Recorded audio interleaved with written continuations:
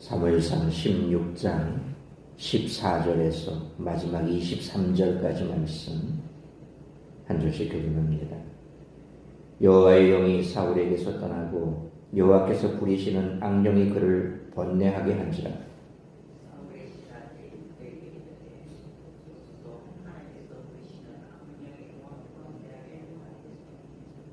원하건대 우리 주께서는 당신 앞에서 모시는 신하들에게 명령하여 수금을 잘 타는 사람을 구하게 하소서. 하나님께서 부리시는 악령이 왕에게 이를 때에 그가 손으로 타면 왕이 나으시리이다 하는지라.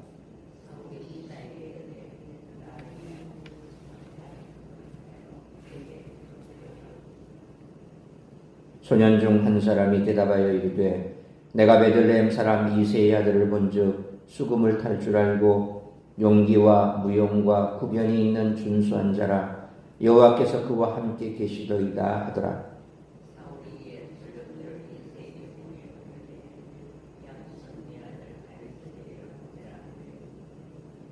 이새가 떡과 한 가죽 부대의 포도주와 염소 새끼를 나귀에게 실리고 그의 아들 다윗을 시켜 사울에게 보내니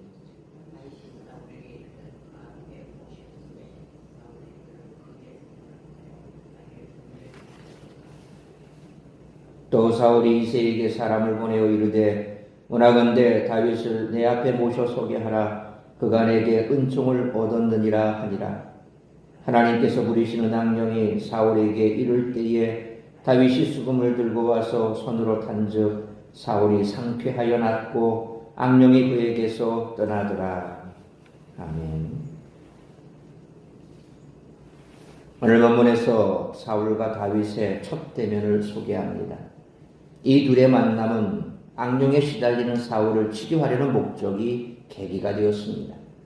하지만 그 이면에는 복잡한 정치적 계산들이 깔려 있습니다.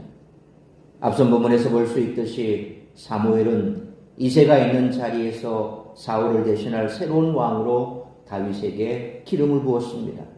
그리고 기름 부음을 받은 다윗이 왕실에 들어갈 수 있도록 연결해주는 사울의 신하도 한몫했습니다.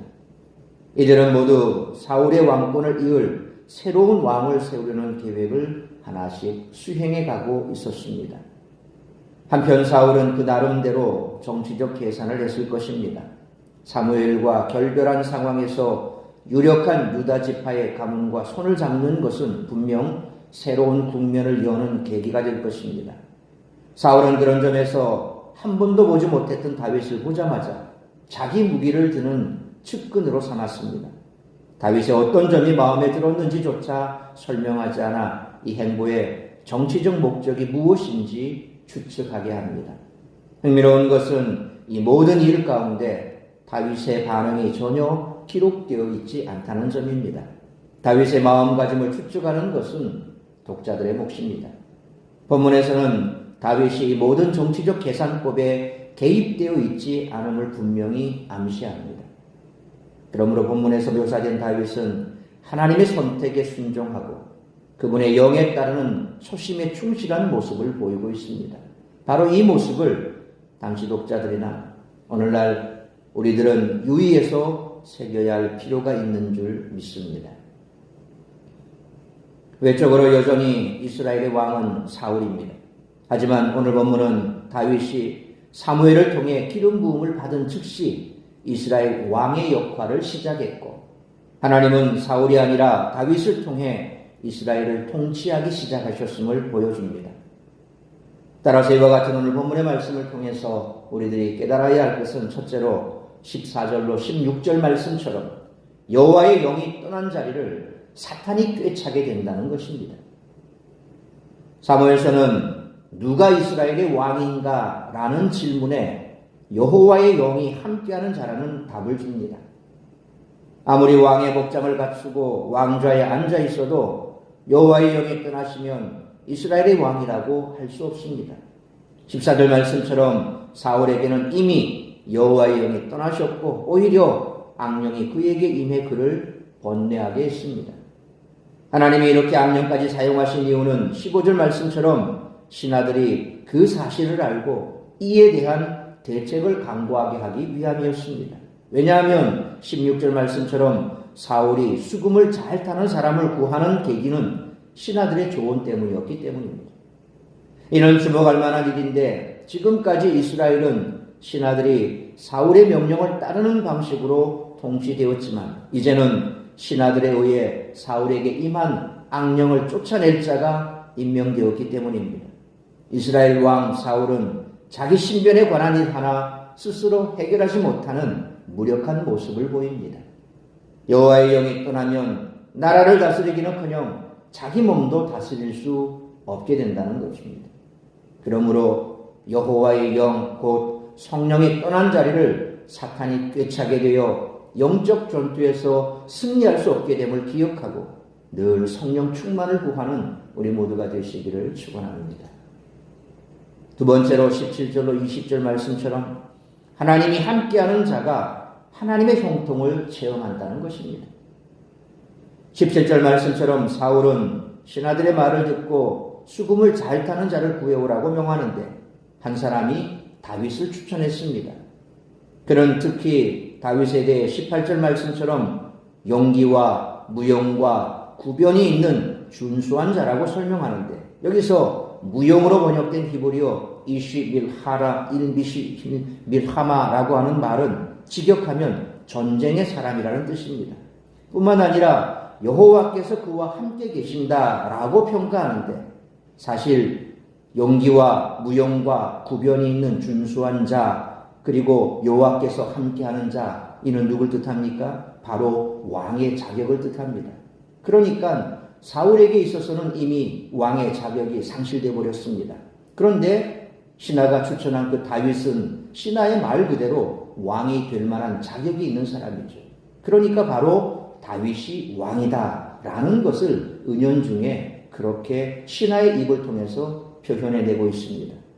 다윗이 기름 부음을 받았다는 사실을 알지 못한 사울은 19절 말씀처럼 이새에게 전령을 보냈는데 이때 수금을 잘 타는 다윗이 아니라 양치는 내 아들 다윗을 보내라 그렇게 말합니다. 이스라엘의 왕이 양을 치는 목자로 자주 비유되는 것을 고려하면 이 표현은 다윗이 이스라엘을 다스리는 목자 곧 왕이 될 자임을 암시합니다. 실제로 구약 성경에 보면 목자 없는 양들 혹은 목자와 양의 비유 이런 것들이 구약에도 많이 등장하죠. 다윗은 말 그대로 실제로 양을 치는 목동이죠. 그런데 그 표현이 다윗이 왕궁에 들어가고 또 그 이전에 사무엘에 의해서 기름 부음을 받고 왕으로 세워졌습니다. 그런데 사울은 그것을 모르죠. 그럼에도 불구하고 사울 입을 통해서 바로 수금을 치는 자를, 수금을 잘 타는 자를 왕을 신하를 시켜서 데려오게 했는데 오히려 그것이 거꾸로 양을 치는 내 아들 다윗을 보내라 이런 말을 전함으로 인해서 그 말을 통해서 역시 다윗이 왕으로 세워졌다라고 하는 사실을 은연중에 보여주고 있습니다. 이새는 20절 말씀처럼 예물을 준비해서 다윗을 사울에게로 보냅니다. 이렇게 이스라엘의 왕을 교체하시려는 하나님의 섭리는 차근차근 진행되었다라는 것입니다. 그래서 하나님의 영, 성령이 떠나간 자리에 사울은 악령이 들어갔고 오히려 하나님께서 기름 부어 세운 다윗은 성령의 인도하심을 받고 있는 모습을 볼 수 있습니다. 그러므로 하나님이 함께하는 자는 하나님이 섭리하셔서 하나님의 형통을 이루심으로 날마다 성령의 인도하심을 쫓아 살아가는 우리 모두가 되시기를 축원합니다. 세 번째로 21절로 23절 말씀처럼 역사를 주관하시며 인생의 생사화복을 주관하시는 분은 하나님이시라는 것입니다. 하나님은 21절 말씀처럼 다윗을 사울의 마음에 들게 하셨고 사울은 다윗을 자기의 무기 드는 자로 임명합니다. 그리고 22절 말씀처럼 이새에게 사람을 보내 다윗이 왕을 모시는 자가 되었다라고 알리는데 이로써 이새는 근심을 덜 수 있었을 것입니다.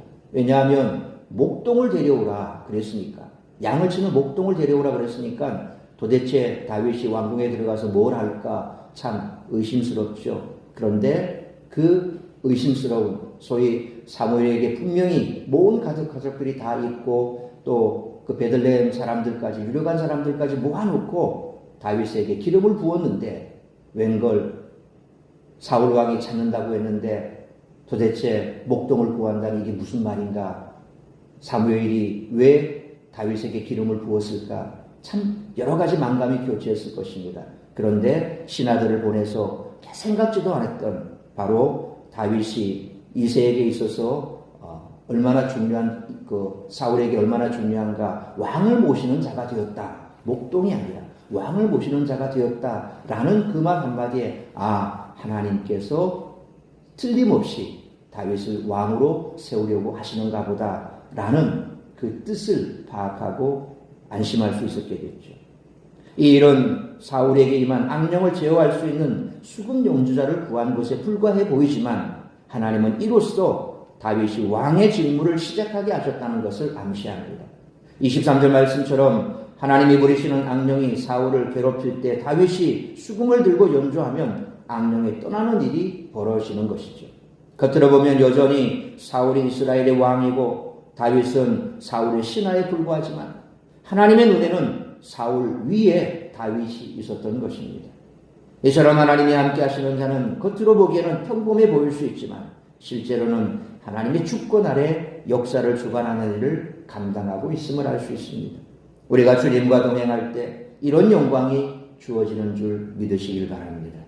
그러므로 역사를 주관하시며 인생의 생사와 복을 주관하시는 분은 하나님이심을 항상 잊지 말고 하나님께 모든 것을 맡기며 날마다 주와 동행하는 삶을 살아가는 우리 모두가 되시기를 축원합니다. 사랑하는 성도 여러분, 지금 우리가 하고 있는 일이 작고 사소해 보일 수 있습니다. 나의 작은 섬김이 하나님 나라와 영광에 무슨 큰 영광을 미치겠나 싶을 수도 있습니다. 하지만 우리가 주님과 함께하고 있다면 우리가 하는 작은 일이 하나님의 구원 역사를 이루는 거대한 일이 될 수도 있음을 믿으시길 바랍니다. 하나님의 영이 함께 하시는 자가 그가 바로 하나님 나라의 통치자라는 것입니다. 그러므로 성령의 떠난 자리를 사탄이 꿰차게 되어 영적 전투에서 승리할 수 없고 하나님의 일에 쓰임받을 수 없으므로 역사를 주관하시므로 인생의 생사박을 주관하신 분은 하나님이심을 항상 잊지 말고 하나님께 모든 것을 맡기며 날마다 성령 충만을 간구하고 주와 동행하는 삶을 살아감으로 주님의 뜻을 이루는데 귀하게 쓰임받는 우리 모두가 되시기를 주님의 이름으로 축원합니다. 기도하겠습니다. 거룩하신 아버지 하나님, 은혜와 사랑을 감사합니다. 오늘 드디어 다윗이 사무엘에 의해 기름 부음을 받고 왕궁에 입성하게 됩니다. 그가 받은 임무는 사울이 악령이 들렸을 때 수금을 타고, 그래서 다윗은 사울 옆에서 여전히 아무것도 아닌 말단 신하로 그렇게 부름받은 것 같지만 하나님의 영이 떠나버린 사울은 이미 하나님께서 왕으로서 회위시키고 다윗을 왕으로 세우고자 하는 뜻을 차근차근 이루어 가심을 보며 결국 왕에게 있어서 가장 귀한 사람이 다윗이 되었고, 하나님은 그 다윗을 들어 이스라엘의 왕으로 삼으시려고 하는 계획을 이루어 가십니다. 우리가 하는 작은 일들이 때로 하나님 나라에 무슨 영광이 되고, 내가 하는 이 일들 통해서 하나님께서 무슨 큰 영광을 받으실까 싶은 그런 마음이 들 때도 있습니다. 그러나 성령이 우리를 인도하고 우리가 성령의 사람이 되어 하나님의 일을 힘써 행할 때에 하나님 나라를 위하여 우리는 크게 쓰임받게 될 줄 믿습니다. 아무리 작은 일이랄지라도 그 일을 들어 하나님께서는 크게 쓰실 줄 믿습니다. 믿음의 사람은 성령의 사람입니다. 성령의 인도함을 받습니다. 역사의 주관자이시오 인생의 생사와 복을 주관하시는 하나님 손에 우리의 인생을 맡기며 날마다 성령 충만을 간구하고 하나님께서 인도하시는 대로 순종하며 나아간다면 우리의 삶은 분명 하나님 손에 붙들려 하나님의 역사에 귀하게 쓰임받게 될 줄 믿습니다. 교회 안에서나 교회 밖에서나 변함없이 하나님께 우리의 인생을 맡기고 성령의 간구, 충만함을 간구하고 성령의 인도함을 받으며 나아가 하나님의 나라에 귀하게 쓰임받는 우리 모든 성도들이 되게 하여 주옵소서. 오늘 이 한 날도 내 욕심을 이루고 내 뜻을 이루는 날이 아니라 나를 통하여 이루고자 하는 하나님의 뜻이 무엇인지 그 하나님의 뜻을 이루어내는 복된 한 날의 삶이 될 수 있기를 간절히 빌고 소원하오며, 오늘도 이 아침 우리가 주 앞에 엎드려 기도할 때에 성령의 충만함을 덧입혀 주시기를 간절히 빌고 소원하오며 이 모든 말씀 우리 주 예수 그리스도의 이름으로 기도하옵나이다. 아멘.